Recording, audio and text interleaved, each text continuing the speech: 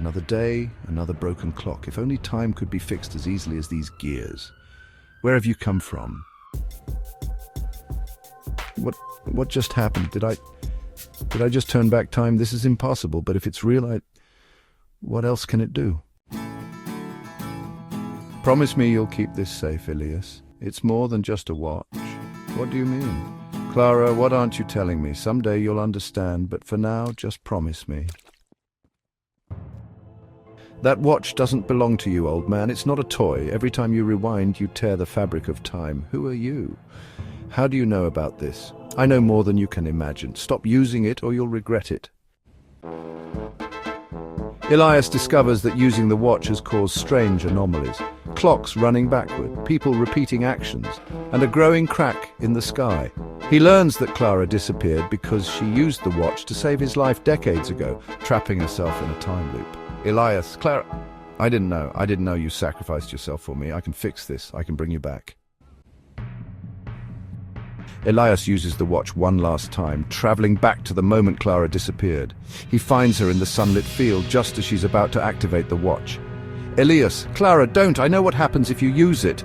Clara, Elias, I have to. If I don't, you'll die. Elias, then we'll find another way together. Elias and Clara return to the present.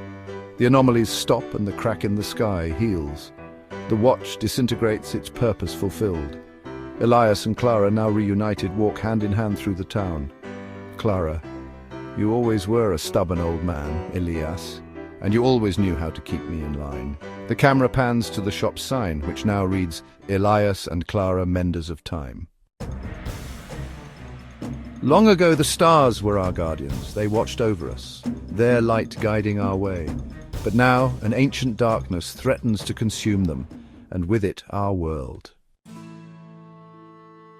The Starlight Bearer, it's fading faster than the others. What's happening to the sky? Kale's friend Mira runs up to him. Kale, you're out here again. You're going to turn into a star if you keep staring at the sky. Maybe that's not such a bad thing. The stars are magical, Mira. They feel alive.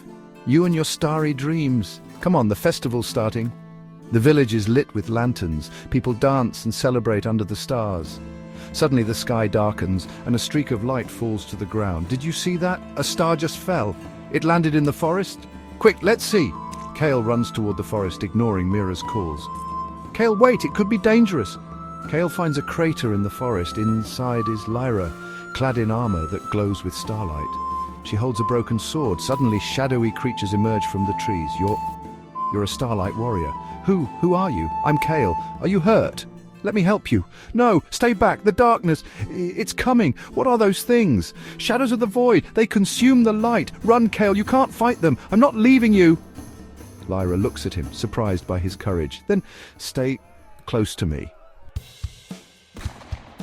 Act 2. The journey begins. Kale and Lyra escape the forest. Lyra explains her mission. Lyra, the constellations are dying because the void is consuming their light.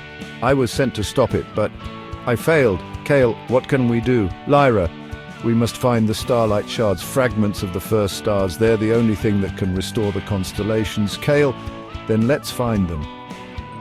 I'll help you. Lyra, why? You don't even know me. Kale, because the stars, they've always been my friends. I can't let them disappear.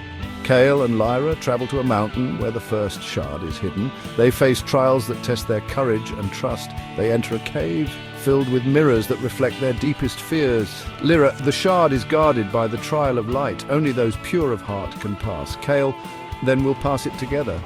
I'm afraid of being powerless, of not being able to protect the people I care about. Lyra, and I'm afraid of failing my duty, of letting the stars die because of my weakness. Kale, we're stronger together, Lyra. Let's face this together. The mirrors shatter, revealing the shard. Lyra, you really are something, Kale. Act 3. The darkness rises. Kale and Lyra are ambushed by the Void's champion, a corrupted starlight warrior named Nox. Nox, Lyra, you're too late. The Void has already won. Lyra, Nox, How could you betray the stars? Nox, the stars abandoned us. They left us to die in the darkness. Join me, Lyra. Together we can create a new world. Kale, the stars never abandoned us. They're counting on us to save them. Nox, you? A mere stargazer? What can you do? Kale's notebook glows and a beam of starlight strikes Nox, forcing him to retreat. Kale, how did you do that? Kale, I don't know, but I think the stars are with us. Act 4, the final battle. Kale and Lyra reach the heart of the void, a swirling mass of darkness. They must use the shards to restore the constellations. Lyra, this is it. Once we activate the shards, the void will be destroyed, but it might cost us our lives. Kale, then we'll face it together. For the stars, Lyra, Kale, thank you for everything. They activate the shards, and a brilliant light fills the sky. The darkness is pushed back, and the constellations return. Epilogue, a new dawn. Kale and Lyra stand on a hill watching the restored night sky. Kale, it's beautiful, just like I always imagined. Lyra, thanks to you, Kale. The stars will shine forever. Kale, I couldn't have done it without you, Lyra. They share a quiet moment under the starlight. And so the stars return to the sky, their light guiding the world once more. But the greatest light of all was the bond between two souls who dared to defy the darkness.